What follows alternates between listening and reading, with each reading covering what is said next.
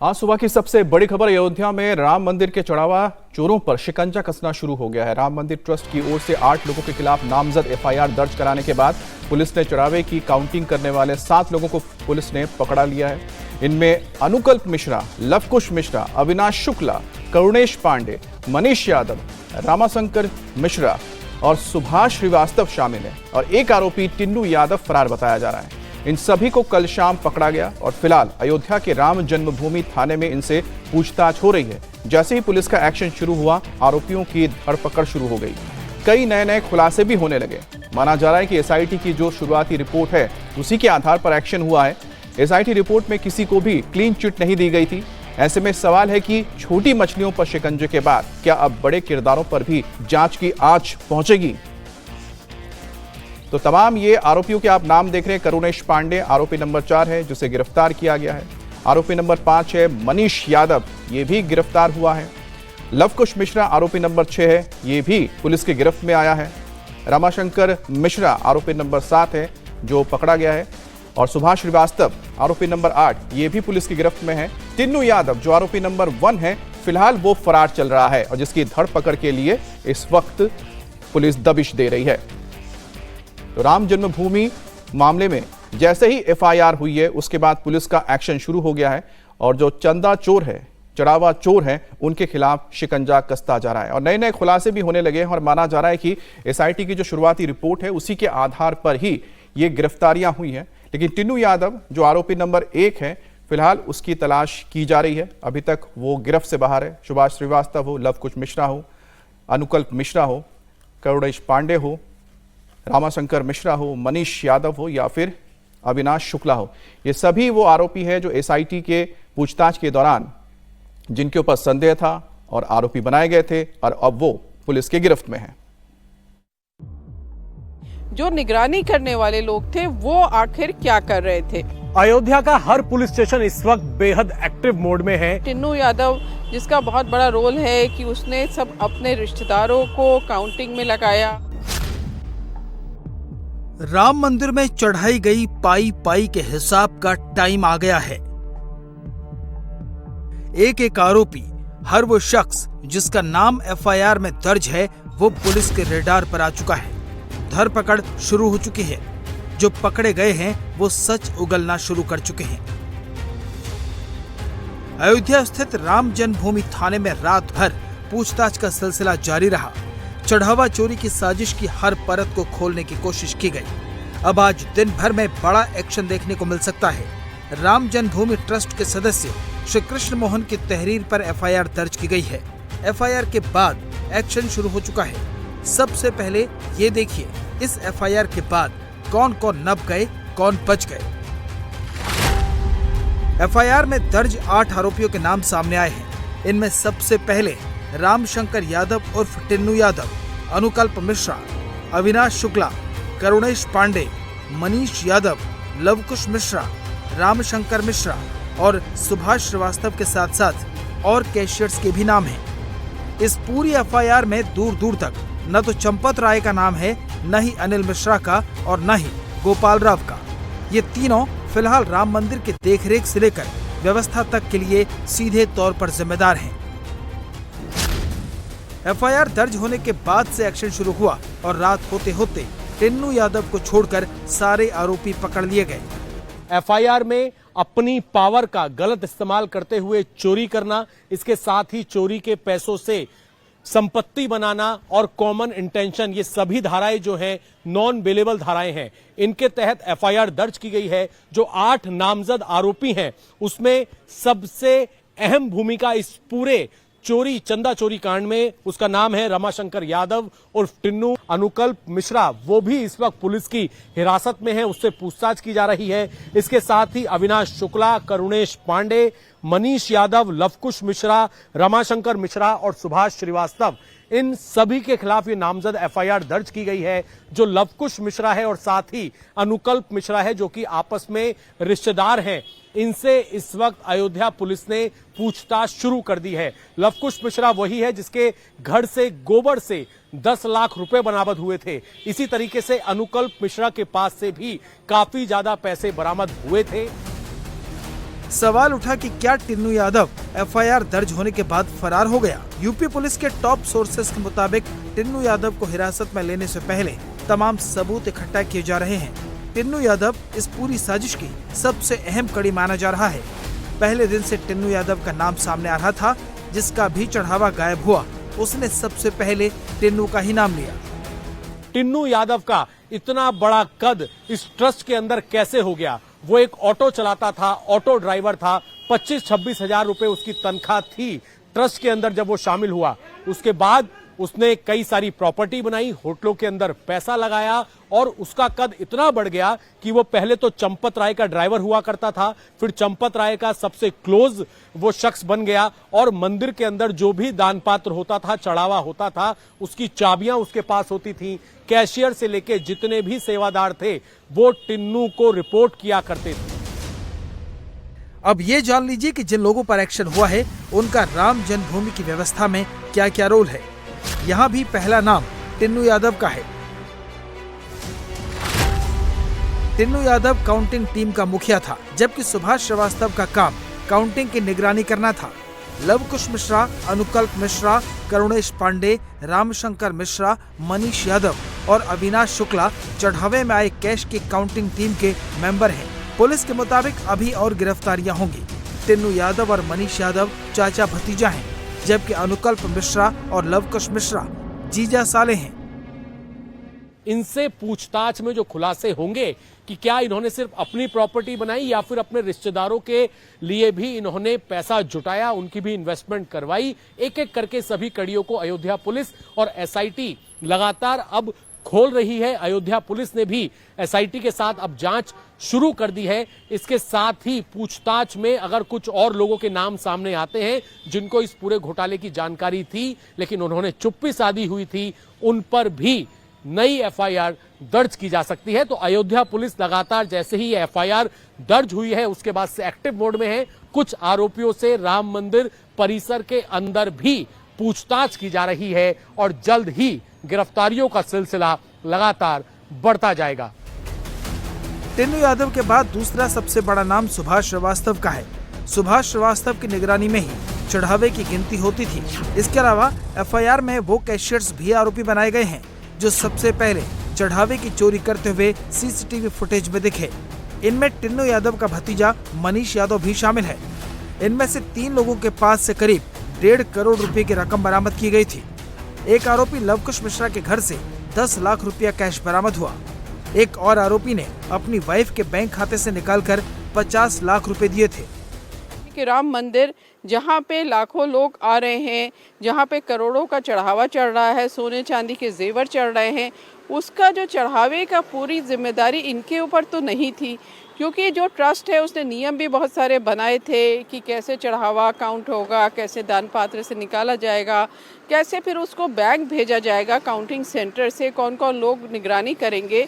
तो वो जो सारे नियम थे उनका पालन नहीं हो रहा था। तो बड़े लोग जो ट्रस्ट के हैं वो आखिर क्या कर रहे थे वहाँ पर, तो बहुत सवाल हैं। पदाधिकारी जो ट्रस्ट के हैं वो चाहे चंपत राय हो, डॉक्टर अनिल मिश्रा हो, सभी पर सवाल हैं कि आखिर वो लोग जब मंदिर में रहते थे, अगर हम 2 लोगों की बात करें, चंपत राय और डॉक्टर अनिल मिश्रा की, वो तो मंदिर में ही रहते थे, तो आखिर वो क्या कर रहे थे। एसआईटी की रिपोर्ट के बाद अयोध्या के पुलिस थाने में ये एफआईआर दर्ज हुई है। जिन धाराओं में केस दर्ज हुआ है उनमें सख्त सजा का प्रावधान है। आरोपियों पर पावर का गलत इस्तेमाल करके संपत्ति में विश्वासघात, चोरी के सामान की आदतन खरीद फरोख्त, चोरी की संपत्ति ठिकाने लगाना और आरोपियों की आपराधिक साजिश के साथ साथ दूसरे आरोपियों के साथ शामिल होने की धाराएं लगी हैं। इन धाराओं में अधिकतम 10 साल की सजा हो सकती है। पुलिस की जांच में अगर और नाम आते हैं तो जांच का दायरा बढ़ाया जाएगा। यूपी के सीएम योगी आदित्यनाथ ने 15 दिन का समय मांगा था, लेकिन उससे पहले ही एक्शन शुरू हो चुका है। जो विश्व हिंदू परिषद चंदा चढ़ावे में घोटाला सामने आने के बाद अयोध्या में अपने सारे कार्यक्रम रद्द कर चुका था, वो अब इस एक्शन पर संतुष्टि जता रहा है। ये एफआईआर तीसरा कदम है जो ट्रस्ट ने उठाया। पहला कदम था जब उन्होंने मुख्यमंत्री जी से कहा कि एसआईटी बना करके जांच करिए।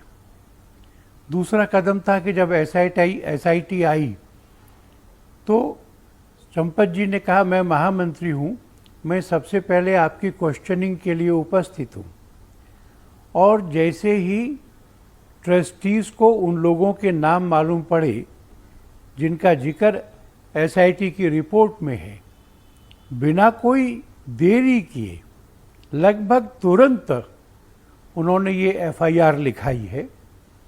इस अपराध की पूरी तरह से जांच होनी चाहिए। ये जांच उन्हीं लोगों तक सीमित नहीं है जिनका नाम एफआईआर में है।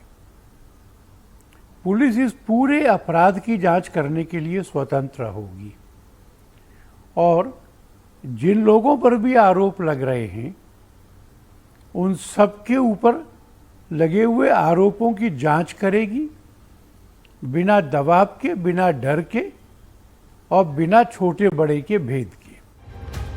हालांकि समाजवादी पार्टी एफआईआर को दिखावा बता रही है। अखिलेश यादव ने सोशल मीडिया पोस्ट में लिखा, भाजपा राज में नाइंसाफी की दिखेगी ये झांकी, फुनगी को फांसी, शाखाओं को मिलेगी माफी। जनता कह रही है कि पहले एसआईटी के बहाने सारे सबूत साफ कर दिए होंगे और ये निश्चित कर लिया होगा कि किन बड़ी मछलियों को बचाना है और किसको फंसाना है।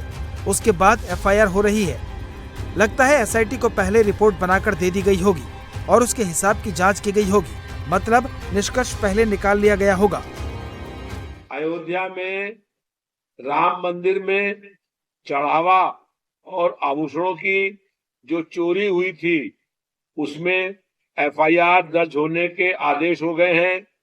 इसके बाद स्पष्ट हो गया है कि ये मामला बहुत गंभीर है और राम मंदिर में चंदा चोरी होने की एफआईआर लिखने के बाद प्रदेश के मुख्यमंत्री को एक दिन भी सत्ता में रहने का कोई नैतिक अधिकार नहीं रह गया है। हम चाहते हैं कि प्रदेश के मुख्यमंत्री इस्तीफा दें और निष्पक्ष जांच पूरी हो।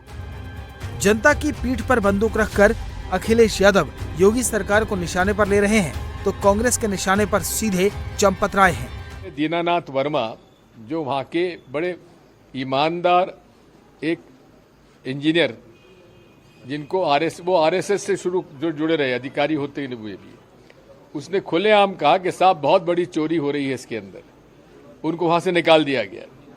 महिपाल सिंह जो कि वहाँ का लेखा अधिकारी था, उसने चोरी पकड़ी तो उसको निकाल दिया गया।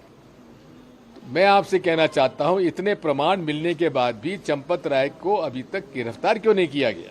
अनिल मिश्रा को गिरफ्तार क्यों नहीं किया गया? चोरी का मामला सामने आने के 18 दिन बाद पुलिस ने एफआईआर दर्ज की है। उससे पहले एसआईटी पहले राउंड की जांच रिपोर्ट दे चुकी है और फिर से अयोध्या में जांच का सिलसिला शुरू होने वाला है। जाहिर है अभी और लोग पुलिस के रेडार पर आने वाले हैं। राम मंदिर चढ़ावा चोरी के मामले में एक्शन शुरू हो चुका है। 7 आरोपी पकड़े जा चुके हैं क्योंकि एफआईआर में इनका नाम है। पुलिस 8वें आरोपी टिन्नू यादव के खिलाफ भी सबूत इकट्ठे कर रही है, लेकिन सवाल जस का तस है, क्या बड़े नामों को बचाया जा रहा है?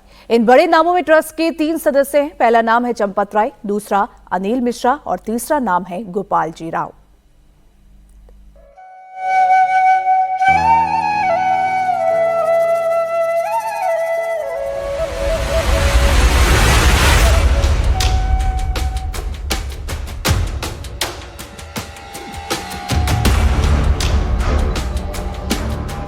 सबसे ज्यादा उंगलियां चंपत राय और अनिल मिश्रा पर ही उठ रही हैं।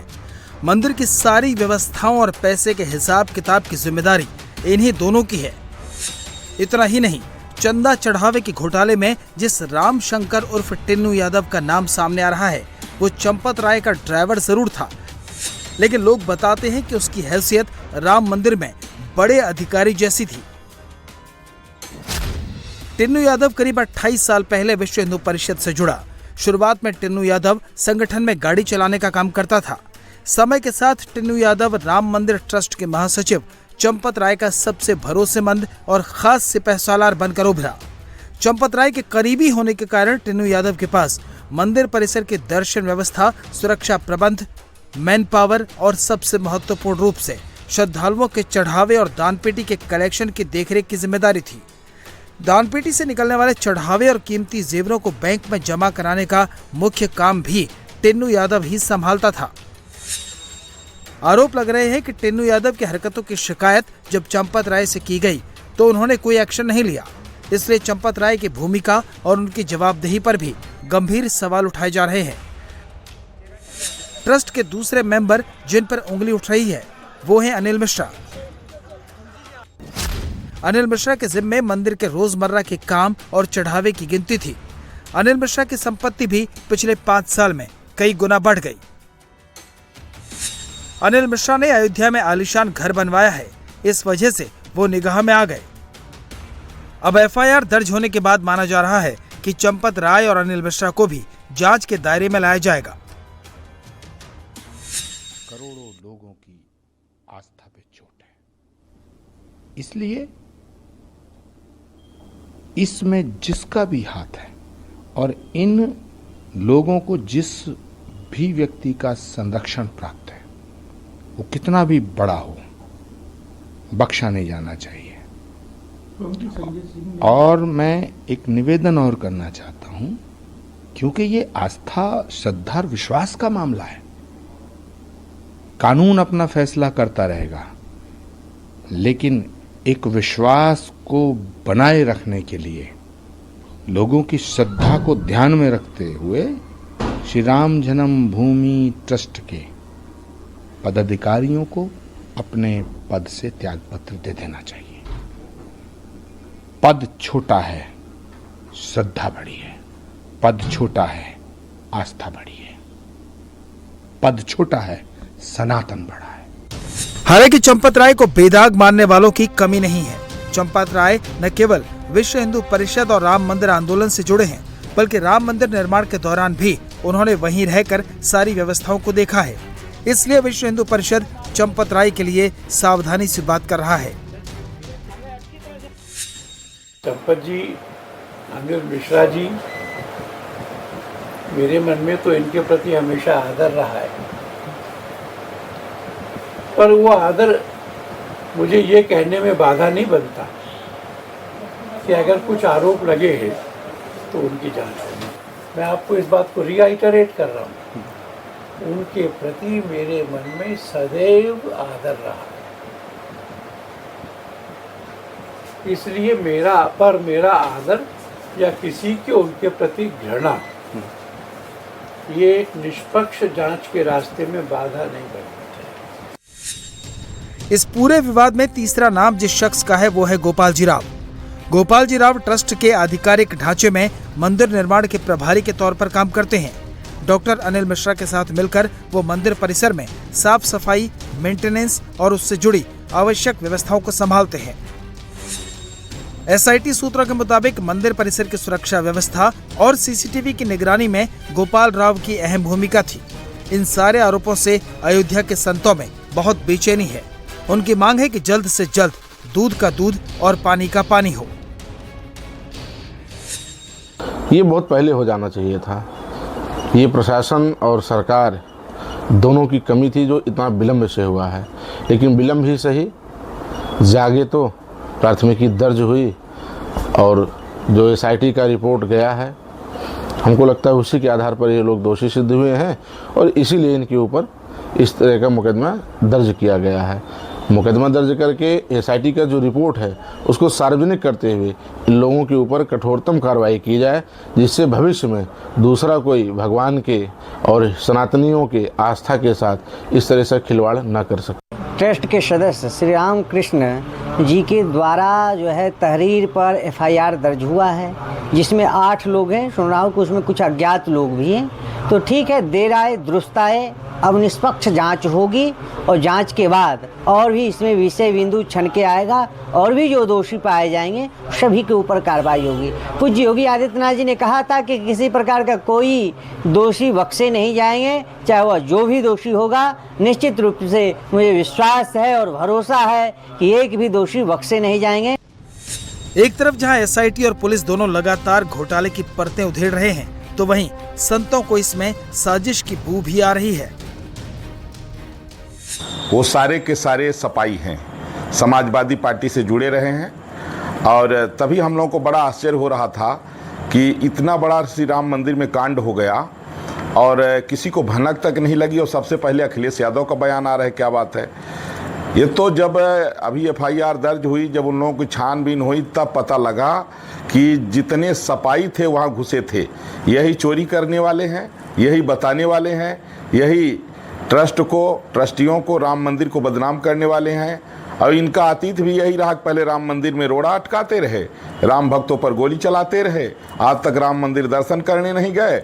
और जिन छद्म से जो लोगों को, सपाइयों को जिस तरह से वहाँ अंदर घुसेरे और किस तरह से ये जो है वहाँ लूटपाट किए, अब सब साफ हो गया है।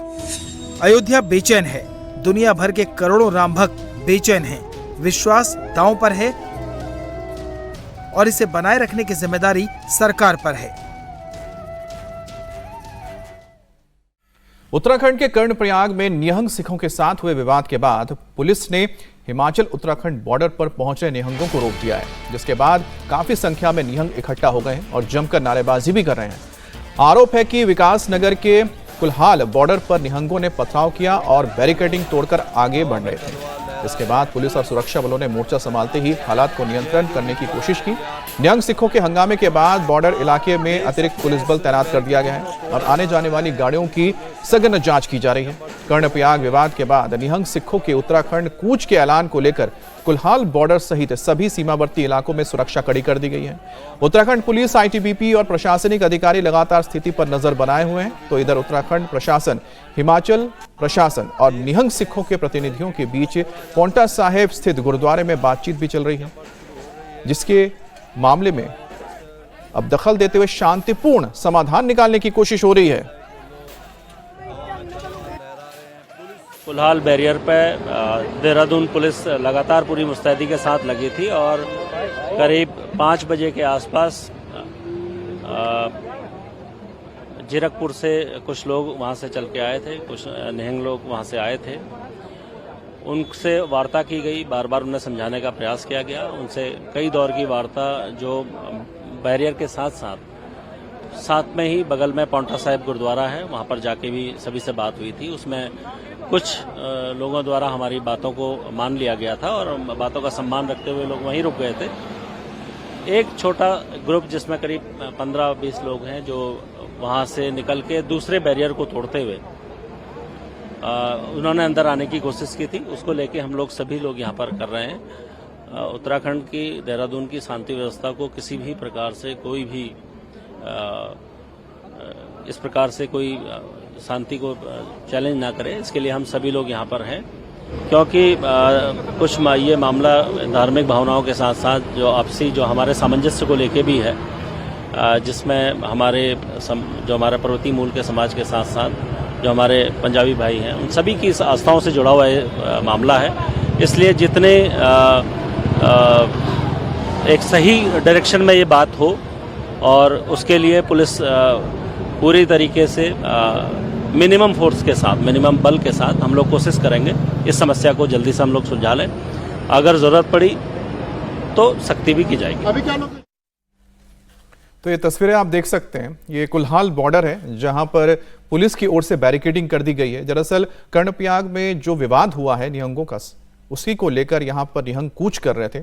अब स्थिति को नियंत्रित करने के लिए पुलिस की ओर से ये कदम उठाया गया, प्रशासन की ओर से कदम उठाया गया और हिमाचल प्रदेश के साथ जो बॉर्डर है उत्तराखंड का, वहां पर बैरिकेडिंग कर दी गई और बड़ी तादाद में जो निहंग उत्तराखंड की ओर कूच कर रहे थे उनको रोका गया। लेकिन आप देख सकते हैं किस तरह से हथियारों को लेकर पुलिस और प्रशासन के लोगों के ऊपर हमला किया गया। और अब बड़ी खबर राजधानी दिल्ली से, जहां के बवाना में फायरिंग की घटना से हड़कंप मच गया है। बवाना थाना क्षेत्र के पूट खुर्द इलाके में फायरिंग की घटना हुई। फायरिंग, एक युवक गंभीर रूप से इसमें घायल हो गया, उसे अस्पताल में भर्ती कराया गया। पुलिस को करीब 8:30 बजे रात में फायरिंग की सूचना मिली, जिसके बाद वो घटनास्थल पर पहुंची। बवाना थाने की पुलिस और घायल की पहचान 22 साल के केशव के रूप में हुई है। केशव पर तब फायरिंग की गई जब वो जिम से घर लौट रहा था।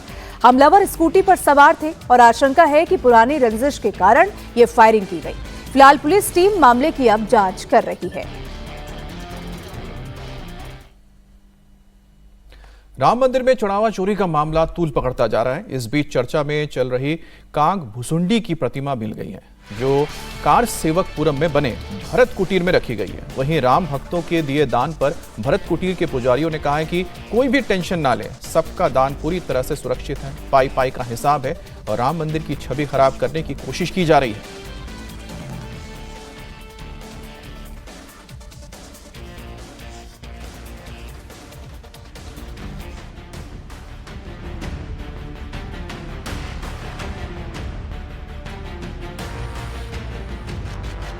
राम मंदिर में दान किए गए काग भुसुंडी मिल गए हैं।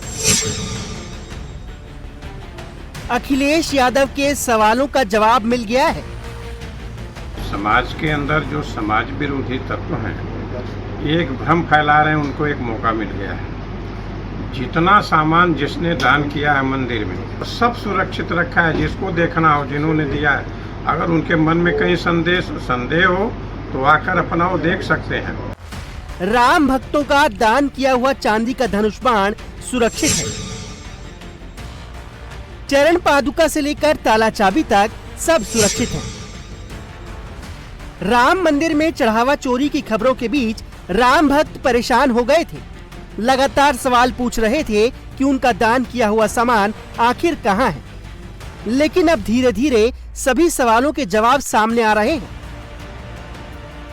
सबसे ज्यादा चर्चा चांदी के काग भुसुंडी की हो रही थी, जिसे राम भक्त अनीता भारद्वाज ने दान किया था।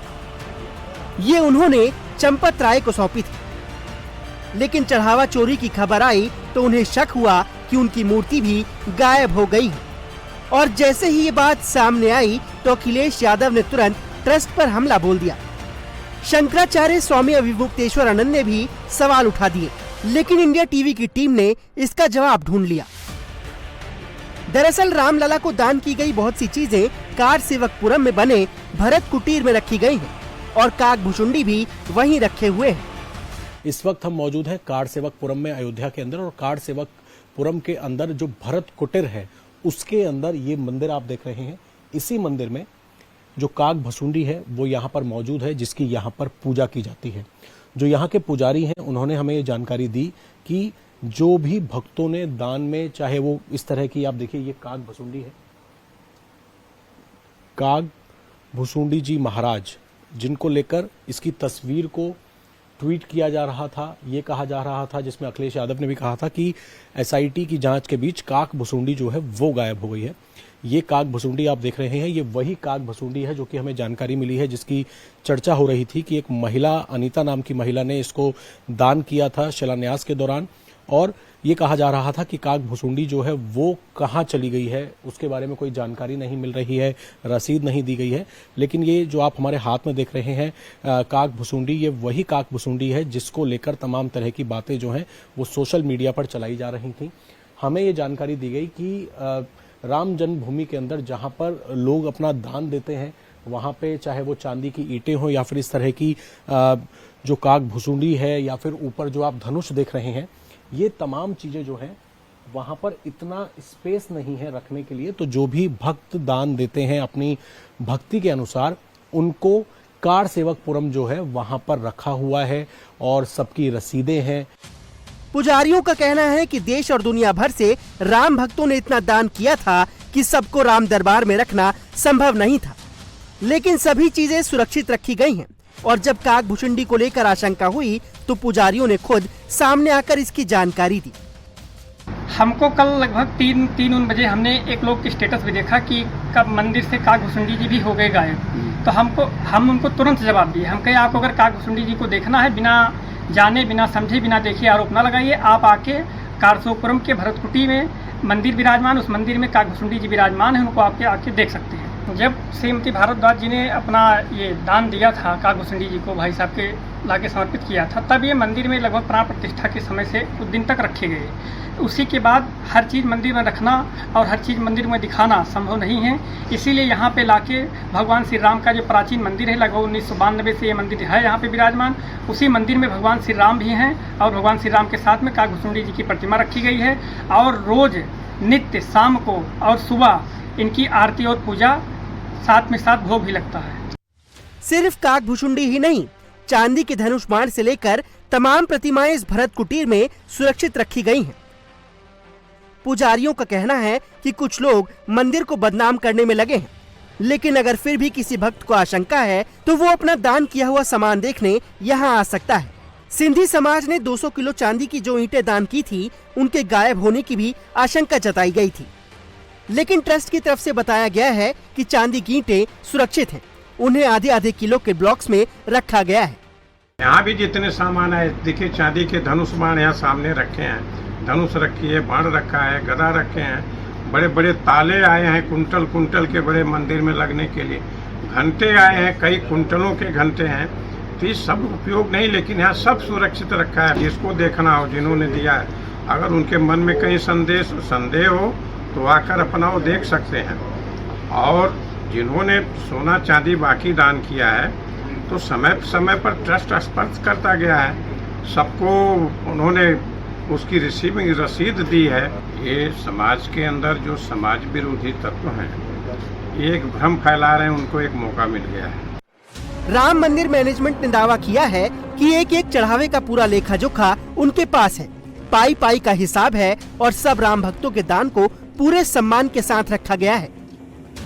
ये जो आप देख रहे हैं, काफी बड़ा ताला और चाबी जो है वो मंदिर के गेट के लिए मॉडल के तौर पर कुछ भक्तों ने दी थी। उन भक्तों का नाम इसके अंदर लिखा हुआ है जिसने ये बनाया, और इतना बड़ा ताला और चाबी जो है इसको कार सेवकपुरम के अंदर रखा गया है। प्राण प्रतिष्ठा के दौरान जो महंत रविंद्रपुरी महाराज हैं, अखाड़ा परिषद के अध्यक्ष, उनकी तरफ से ये भेंट किया गया था राम मंदिर में, और उसको फिलहाल कार सेवकपुरम में रखा गया है। इसी तरीके से आप देखेंगे चरण पादुकाएं का जो मॉडल है, बड़ी बड़ी चरण पादुकाओं के मॉडल को भी रामेश्वरम प्रसाद जो हैं उनकी तरफ से ये इनका मॉडल दान किया गया था प्राण प्रतिष्ठा के दौरान, उसको भी कार सेवकपुरम के अंदर यहां पर संभाल कर रखा गया है। जो खास तौर पर बड़े मॉडल हैं उनको कार सेवकपुरम के अंदर रखा है कि अगर कोई भी जो भक्त है वो देखना चाहता है कि दान करी हुई चीजें कहां पर रखी हैं तो वो अयोध्या के अंदर कार सेवकपुरम के अंदर आ सकते हैं। हालांकि अभी कई चीजों का हिसाब नहीं मिला है। कई भक्त अपनी दान की हुई चीजें एक बार देखना चाहते हैं। उन्हीं में से एक हैं श्रीनिवास शास्त्री, जिन्होंने राम मंदिर के शिलान्यास के वक्त रामलला को चांदी की चरण पादुकाएं, चांदी की 5 ईंटें और चांदी का धनुष दान किया था। चढ़ावा चोरी की खबरों के बाद हर राम भक्त चाहता है कि वो एक बार अपना दान किया हुआ सामान देख ले।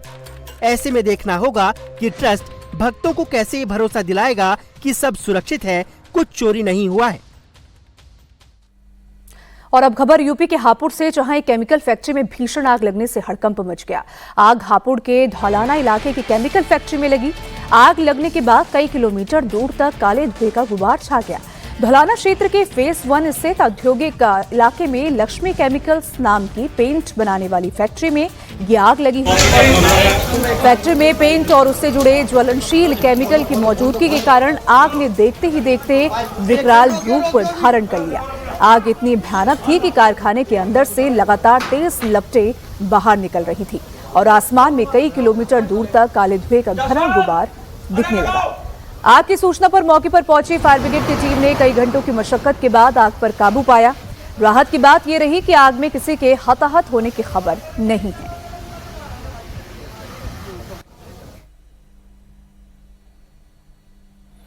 और मीडिया के सवालों पर भड़के शिवसेना सांसद संजय दीना पाटिल ने पत्रकारों को धमकी देते हुए उनके लिए आपत्तिजनक भाषा का इस्तेमाल किया। उद्धव ठाकरे गुट से एकनाथ शिंदे गुट में शामिल हुए लोकसभा सांसद संजय दीना पाटिल ने कहा कि अगर आप दोबारा यहां आएंगे तो मैं आपको मारकर भगा दूंगा और इसे कैमरे में रिकॉर्ड कर लीजिए।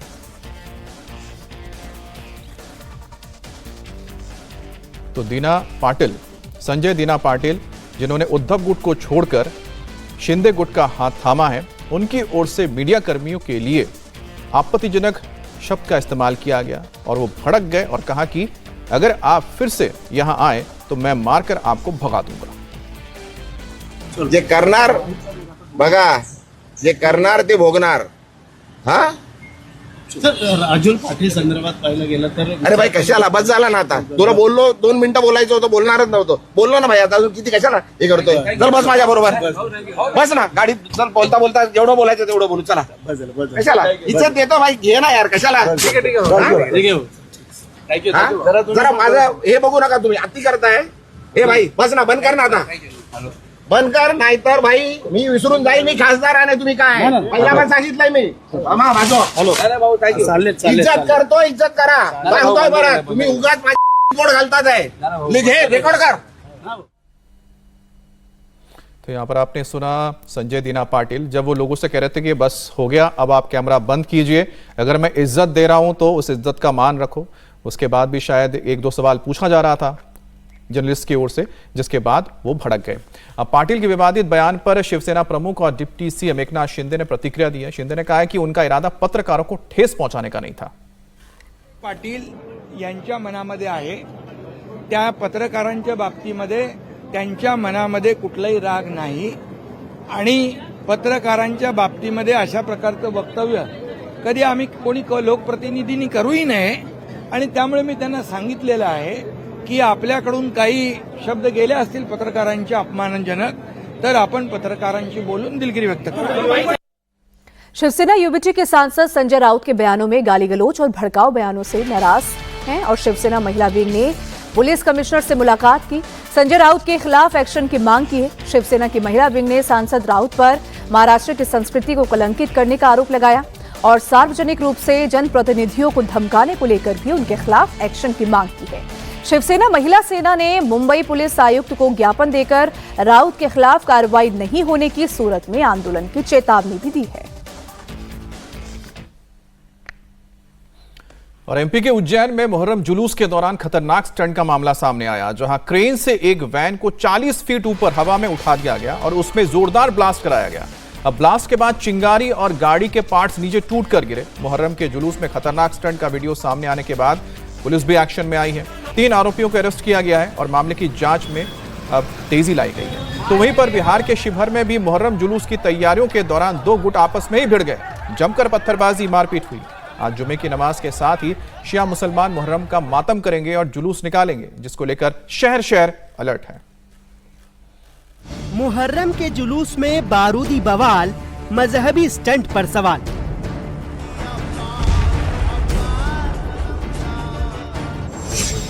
जुलूस के नाम पर शक्ति प्रदर्शन, पुलिस का ताबड़तोड़ एक्शन.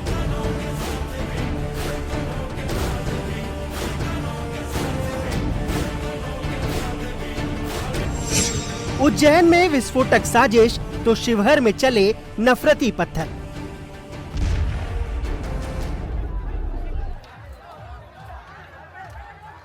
क्रेन से वैन को 40 फीट ऊपर लटकाया गया और फिर हवा में लटकी वैन में जोरदार विस्फोट कर दिया गया. धमाका इतना जबरदस्त था कि हवा में ही वैन के परखच्चे उड़ गए. धमाके से पहले वैन में खड़े होकर 2 शख्स झंडा लहराते हुए स्टंट कर रहे थे, मजहबी नारेबाजी कर रहे थे. उसके बाद वैन में धमाका किया गया. धमाके के साथ ही दर्जनों ट्यूबलाइट को जोड़कर उस पर युवक कूद गया. मुहर्रम जुलूस के दौरान जानलेवा मजहबी स्टंट का ये वीडियो महाकाल की नगरी उज्जैन का है, जहां बड़नगर में जुलूस के दौरान वैन में विस्फोट किया गया. जिस वैन में ब्लास्ट किया गया उस पर एक पोस्टर लगा था जिस पर लिखा था, लो हम फिर आ गए. जुलूस के दौरान इस खतरनाक स्टंट का वीडियो वायरल होने पर एक्शन में आई उज्जैन पुलिस ने जुलूस के आयोजक शोएब और जानलेवा स्टंट करने वाले जाहिद और तस्लीम नाम के युवक को अरेस्ट कर लिया. गिरफ्तारी के बाद पुलिस ने पूरे बड़नगर में तीनों आरोपियों की परेड निकाली. अब उज्जैन पुलिस आरोपियों से धमाके वाली वैन पर लो हम फिर आ गए लिखने के पीछे मकसद को लेकर पूछताछ कर रही है. बड़नगर थाने के अंतर्गत अडान मोहल्ले में जो घटना हुई थी, जिसमें क्रेन में एक गाड़ी को लटका के उसमें पटाखे चला के उसको विस्फोटक जैसा एक विजुअल सामने आया था, उसमें जो मुख्य आरोपी है शोएब खान, उसको पुलिस ने हिरासत में ले लिया है. शोएब खान ने ये सारा जो कार्यक्रम जो है ऑर्गेनाइज करवाया था. इसके अलावा जो 2 लड़के उस गाड़ी के ऊपर चढ़ के झंडा लहरा रहे हैं, जाहिद खान और तस्लीम खान, उनको भी पुलिस ने गिरफ्तार करके हिरासत में ले लिया है.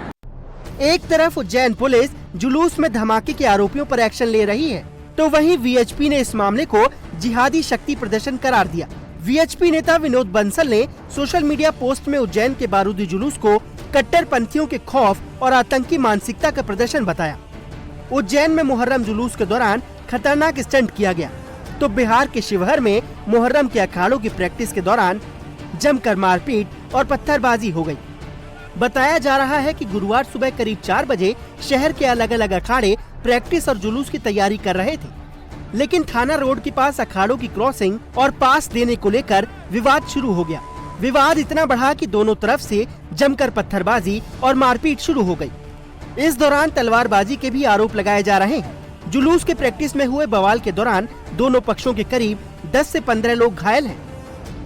तो पास देने का एक शेड्यूल है, नियम है, उसके तहत पास दिया जाता है और पास देने के लिए वो हमेशा अक्सर झमेला करते हैं। वही हुआ है यहाँ। पास देते समय में वो लाठी उठी चलाए हैं, बच्चे लोगों को लगाया, फिर भी हम लोग बहुत कंट्रोल किए। पत्थरबाजी भी है? पत्थरबाजी उन लोगों की तरफ से हुआ है जो डायरेक्ट हम लोगों को लगा है, और उन लोगों का पत्थर से ही उन लोगों को लगा है। कितने लोग घायल हुए हैं? हमारे यहाँ 5-6 आदमी घायल हुए हैं। तलवार चला के मारा था उस साइड से। अच्छा, चक्की मंसूरी अखाड़ा वार्ड नंबर 8। अच्छा। गुजरात के अहमदाबाद में साइबर क्राइम को बड़ी कामयाबी मिली है, जहां टीम ने 3 साइबर अपराधियों को गिरफ्तार किया है। जामताड़ा गिरोह का भांडाफोड़ किया। दरअसल ये लोग फर्जी अधिकारी बनकर लोगों को कॉल करते थे और RTO challan, gas bill, bank KYC, credit card के साथ साथ कई सर्विसेज के लिए कॉल करते थे। ये लोगों को एपीके फाइलें भेजकर ऐप इंस्टॉल करवाते थे और ऐप इंस्टॉल होते ही मोबाइल का एक्सेस लेकर बैंक अकाउंट के पैसे निकाल लेते थे।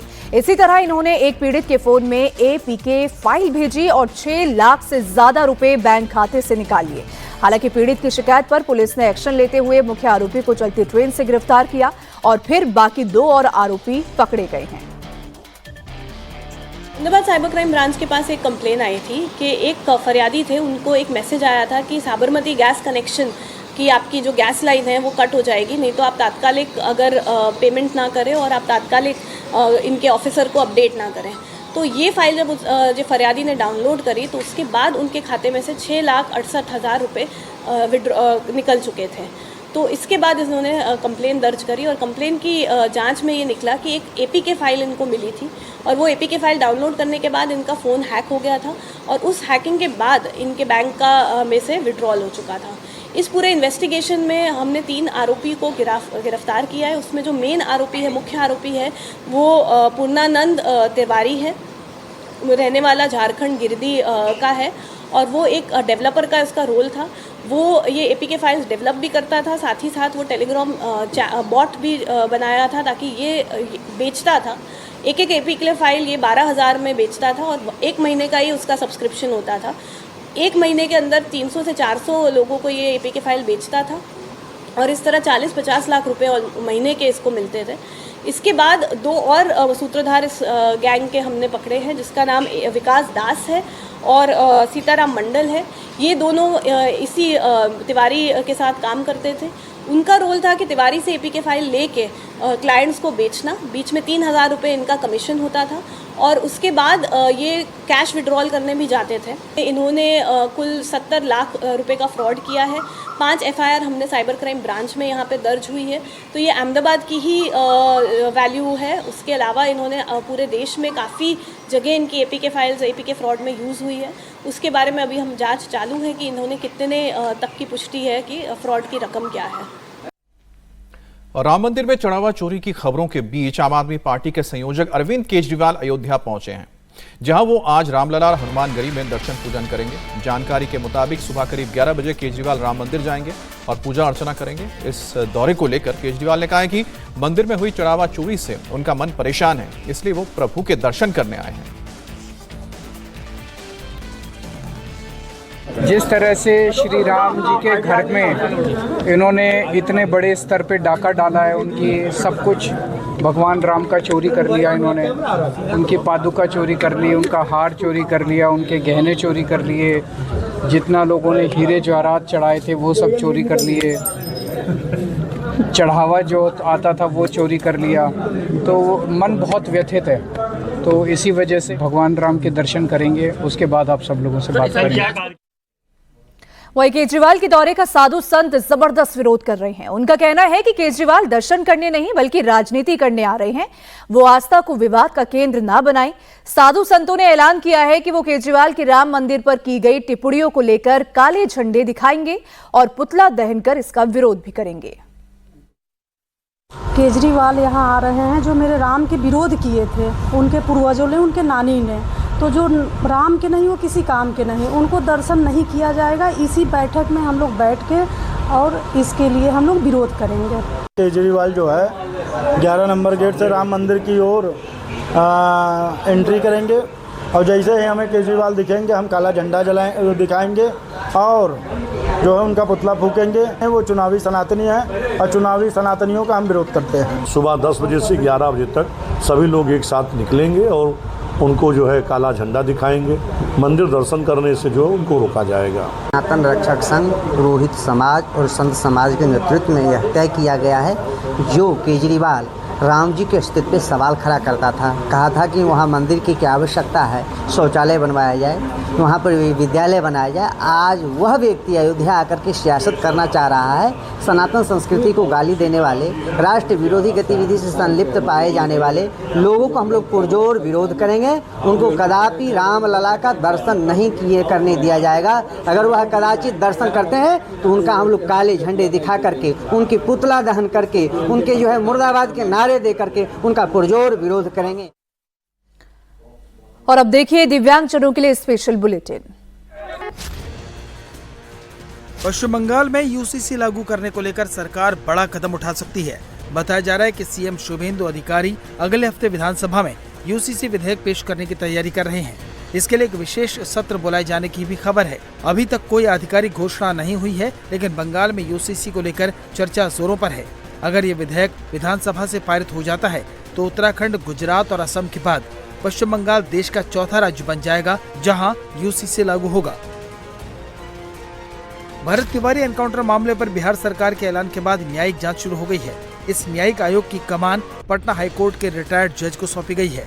वहीं गुरुवार को मुख्यमंत्री सम्राट चौधरी ने कहा कि भोजपुर में जो घटना हुई, उस घटना के बाद बिहार सरकार ने तत्काल सबसे ऊंचे स्तर के जुडिशियल कमीशन का गठन किया ताकि न्याय मिले और यदि कोई गलत है तो उसके खिलाफ उचित कार्रवाई की जाए।